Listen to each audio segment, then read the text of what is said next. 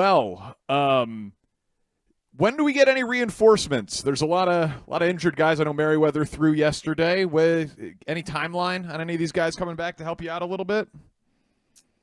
Yeah, I mean, I think kind of the general timeline. Nobody's into rehab games yet, so I think the general timeline for a group of guys is post All-Star break and the second half of July. I think Mark Leiter's probably trending towards the first one back just because he hasn't missed that much. I'd say Leiter and Assad are probably the early ones, and then second half of July is kind of the Julian Merriweather.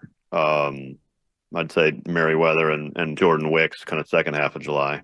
What have you learned about some of the young guys who have been forced into some arduous situations in their stead over the past couple weeks?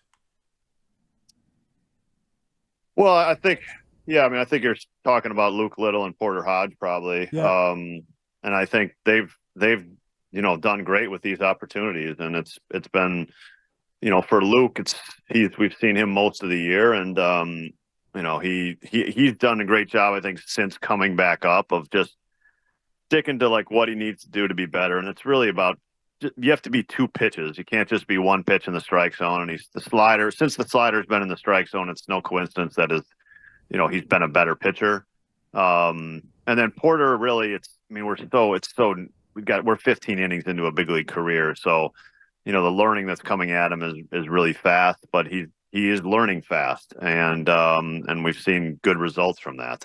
Last night, the early innings kind of felt like the season. Like, balls hit hard in the first inning. Nico was 6 inches from a double down the line, and Castellanos makes that catch on Bellinger. And then they get a 2-run opposite field double from a backup catcher. It's like, when you're going through a stretch like this, does the mood in the dugout go south when things have been bad already to that point? No, because you got to go out there and compete still, and we all know that doesn't help you. Because when you got competition coming right ahead of you, you better have kind of your game face on, so to speak, at all times, because there's more coming at you. So you keep competing, you keep doing your best. You can kind of tell a story about how the game didn't go your way. Nobody's going to feel bad for you about that.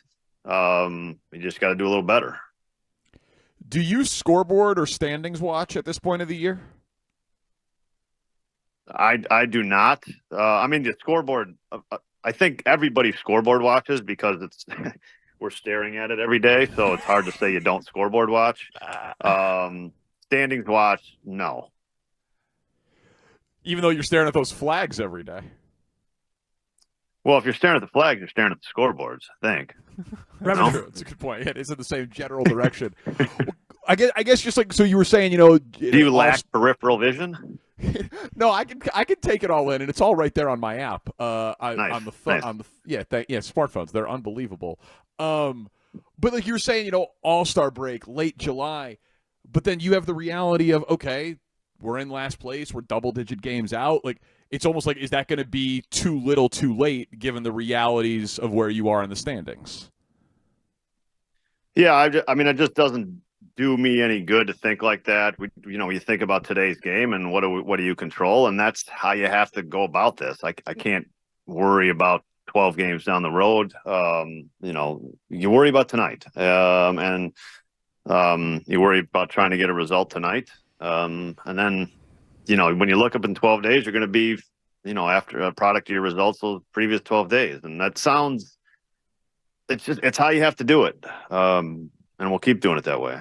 It's funny, Craig, like through the years, so many times watching baseball, covering baseball is like, well, they're struggling. It's about time to fire the hitting coach. It's like, it's so often just kind of a default first step that sort of happens or whatever.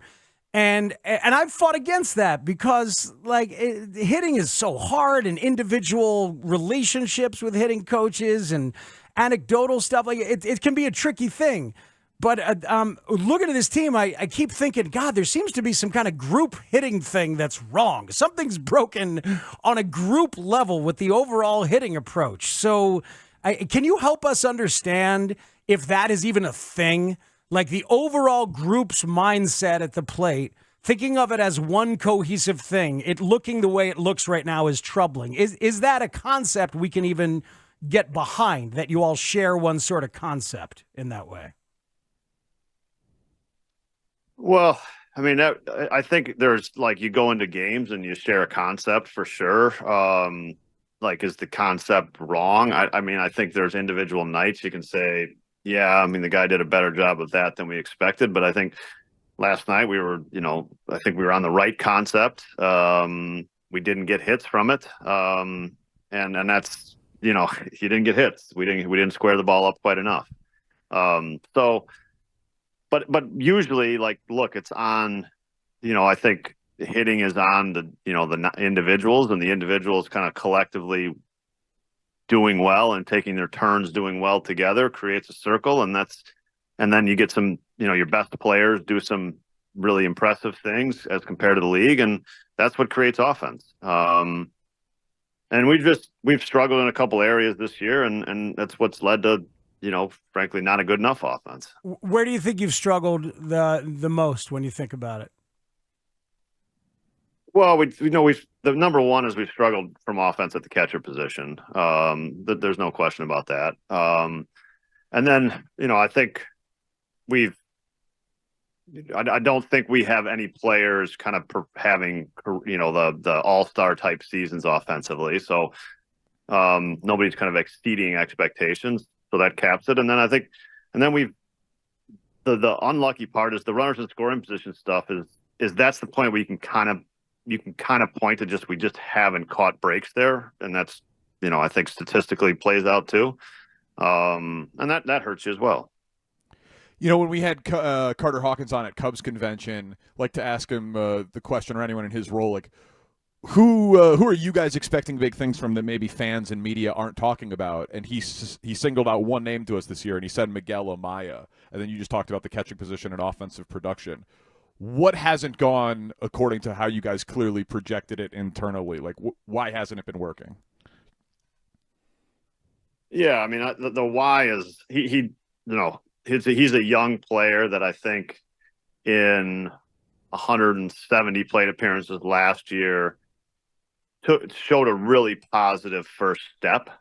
And there's just been regression to that this year. And he's struggled this year. And he's a young player. And hopefully these at bats are a teacher for him at some point. But we haven't got production from that spot. And it hurts your offense. We're talking to Craig Counsell here, Parkins and Spiegel on the Score. We get to talk to you every couple of weeks, and so now this is past the halfway point of the season. So I was thinking about things that we asked you before the season started, and we could just check back in. I remember we joked about, like, the only thing you got asked about more than yourself was Christopher Morel. How has he been defensively at third base now that we're a half a season in, relative to what you expected him to be defensively? Yeah, I mean, I think there is progress we have moved forward there. He has gotten better. I think I'm very confident in saying that. I think now the question is, like, how much better can we get the second half of the season? And then when we evaluate that, is that going to be good enough moving forward to commit to the player? And I think that's kind of where we're at with it. And I think that's pretty fair. But he has gotten better for sure. And I'm happy about that. I'm happy about that part. Probably the offense has been disappointing, but he has gotten better defensively. Do you think that's at all carried over because of the defense? Like, is it impacting him at the plate? I don't think so, no. Okay. What have you learned about this bunch, about some of these guys? And now that you've had a half a season and had all the spring to get to know them, what are some things you feel like you know now that you didn't know then? About who? I could get specific if you like. I was going to let you go to whoever you wanted to in the lineup, but how about Ian? How about Ian Happ and Nico Horner? What have you learned about those guys? Well, I mean, I think Ian is what I love about Ian is very, like, dedicated and serious about his craft. And the detail that he kind of prepares with is really cool. For Nico, it's just like, it's kind of Energizer Bunny, man. Like, it's just going and going and going. And his kind of relentlessness and grit, like that's kind of a word that gets thrown around a lot, but like he is like the definition of grit. Like, it never stops. And that's a really great trait, and it rubs off on other people. Oh, we'll tell those guys. We get a chance to talk to those guys. We'll tell them. How about I'll give you Dansby Swanson and Seiya Suzuki. What have you learned about managing those guys? Dansby is really interesting because he's been on some other teams, kind of unlike those other guys, those first couple of guys you mentioned. And so just some perspective from having success in some other places has been interesting for sure. Dansby's season, I think, he hasn't had the offensive season that he's wanted to, for sure. And I think the knee kind of messing him up early in the season, that derailed him a little bit. Hopefully we can get him back on track for the second half. I think that's really important to get him. I think he's in a good spot health-wise now, but it certainly derailed him for a little bit.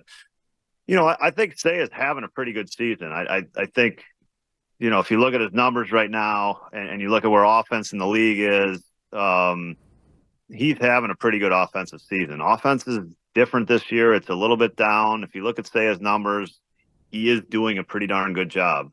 It's quiet. It doesn't feel like super loud, but he's doing a pretty good job. I'll ask you about one more guy in the micro. We get asked about him more than maybe anyone else by fans, and that's PCA, right? The speed is easy to see. The glove is easy to see. So hyped as a prospect and who he came here for in a trade. He has that at bat in the Saturday game against Milwaukee where he rallies 0-2 count, drives the ball to right field, puts you guys ahead. Seems like a mature at bat. He's had stand-up triples. That's easy to profile. But what do you think he profiles as an offensive player at the plate? Yeah, I mean, Pete is a player that there's been players, very many similar players like this, and it's just it's easy to see his physical gifts for even for fans, right? It's just they just jump out at you, and those players have come with the biggest expectations, and they often come with the largest learning curve too. That's just kind of the way it is, and so Pete's still needs at bats. There's no question. Experience just facing major league pitching. Sometimes it's the failures too, but we just got to keep Pete going in the right direction. He's an unfinished offensive player. There's no question about unfinished hitter, and we've just got to keep making progress with him as a hitter. It's not always linear, and sometimes it's frankly some of the at bats are tough to watch, right? But we just got to keep making progress with him because it's where there is a great player in there. You don't know when it's going to come out exactly, but there is a great player in there. We're talking to Craig Counsell. I know your job is as manager, like you said, win a game today, but you have front office experience. It's July. You understand the conversation around the trade deadline. Theo Epstein once told Speaks and I on the show, even if you're in a competitive window, you can never waste an opportunity to sell by lying to yourself about what you are in that particular year, because those opportunities when you're supposed to be competitive are so infrequent. Do you share that philosophy in general if it came to that? I'm not sure I understand what he said. Can you? Yeah, so I mean, this was in 17? It was in 17. 17. And he was admitting that they were going to have to consider selling if they didn't get it together by around the time the deadline came. Yeah, I mean, I don't know. I always just look at it you just got to make good decisions. Whatever a good decision is, make the good decision. So it's simple as that. For me, I don't know. It's an interesting spot, Craig, is manager value and what it is.